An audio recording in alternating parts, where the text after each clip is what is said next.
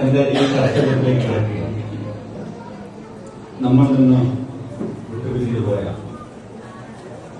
EK Ibrahim ഹാജിയുടെ ഓർമ്മയ്ക്ക് മുന്നിൽ നമുക്കൊരു നിമിഷം എഴുന്നേറ്റ് നിന്ന് നോക്കിയിരിക്കുന്നു.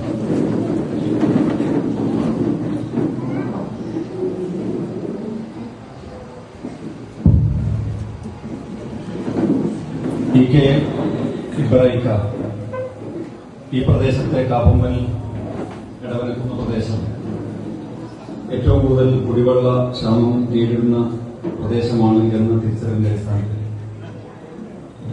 അവിടെ കിണർ വെക്കാനും അതേപോലെ എല്ലാ സൗകര്യങ്ങളും ഒരുക്കാനും ആ സ്ഥലം വിട്ടു നൽകിയത് EK ഇബ്രാഹിം ഹാജിയായിരുന്നു.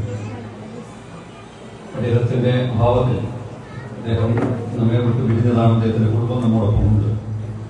ഞാൻ ഈ സമയത്ത് സ്മരിക്കുകയാണ്. അതോടൊപ്പം തന്നെ ഈ കുടിവെള്ളമാകുമ്പോൾ കിണറാകുമ്പോൾ അതിനൊരു ടാങ്ക് ഉണ്ടാവും. ആ ടാങ്ക് നിർമ്മിക്കാൻ ആവശ്യമായിട്ടുള്ള സ്ഥലം തന്നിട്ടുള്ളത് കുന്തുമിൽ കുതിരാമഠമാണ്. കുതിരാമഠന് ഒരു ചെറിയ വീഴ്ച വീണതുകൊണ്ട് ഇവിടേക്ക് വരാൻ കഴിയുന്നില്ല. അദ്ദേഹത്തിന്റെ മകൻ ഇവിടെ എത്തും. അപ്പോൾ കുന്തുമിൽ കുതിരാമഠനെയും നമ്മുടെ നാടിന് വേണ്ടിയിട്ടുള്ള നമ്മുടെ സ്നേഹാദരവ് നമുക്ക് അറിയിക്കേണ്ടതായിട്ടുണ്ട്. ഇരുവരുടെയും കുടുംബത്തെയും ഇരുവരെയും നമ്മൾ സ്മരിക്കുകയും ഓർമ്മിക്കുകയും സ്നേഹം പങ്കിടുകയുമാണ് ഈ തരുണത്തിൽ.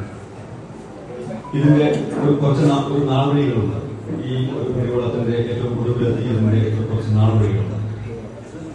ബഹുമാന്യായിട്ടുള്ള ഒരു ഗ്രാമപഞ്ചായത്ത് മെമ്പർ ആലിസ് ടീച്ചർ ഇവിടെ മെമ്പറായിരുന്ന കാലം, ബഹുമാനപ്പെട്ട മുൻ ജില്ലാ പഞ്ചായത്ത് മെമ്പർ KK ബാലട്ടൻ ഇവിടെ ജില്ലാ പഞ്ചായത്ത് മെമ്പറായിരുന്ന കാലം, ഏറെ ബഹുമാന്യനായിട്ടുള്ള കേരളത്തിന്റെ മുൻ മന്ത്രിയും വടകര മുൻ MP-യുമായിട്ടുള്ള ശ്രീ K മുരളീധരൻ MP ആയിരുന്ന കാലം, ഇവരുടെ മൂന്നുപേരുടെയും വലിയ തരത്തിലുള്ള പിന്തുണ നമുക്ക് കിട്ടിയിരുന്നു.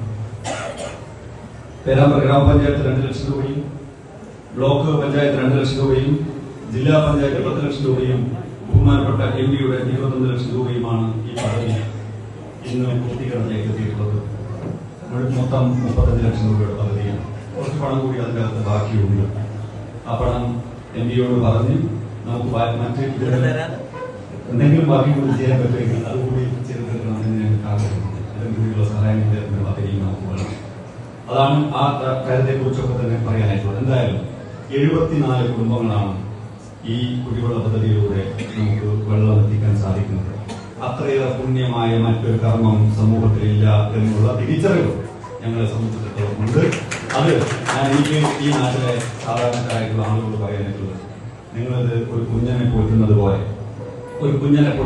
പോറ്റിയെങ്കിൽ മാത്രമേ ഈ കുടിവെള്ളത്തെ നിങ്ങൾക്ക് മുന്നോട്ട് കൊണ്ടുപോകാൻ സാധിക്കും. ഈ പദ്ധതിയെ തന്നെ കൊണ്ടുപോയിട്ട് ചില സമയത്ത് പൊട്ടും, ചില സമയത്ത് ചില പ്രയാസങ്ങൾ ഉണ്ടാവും, ചില ഗുണഭോക്തൃ വിഹിതം അടയ്ക്കേണ്ടി വരും, ഈ മഴക്കാലത്ത് വെള്ളം വേണ്ട എന്ന് പറയും. അങ്ങനെ പലജനം പല വിധമാണ്, ആളുകൾ പല വിധത്തിലാണ്. എല്ലാവർക്കും ഒരു അഭിപ്രായമായി തന്നെ. എന്നാലും അഭിപ്രായ സ്വാംശീകരണത്തിലൂടെ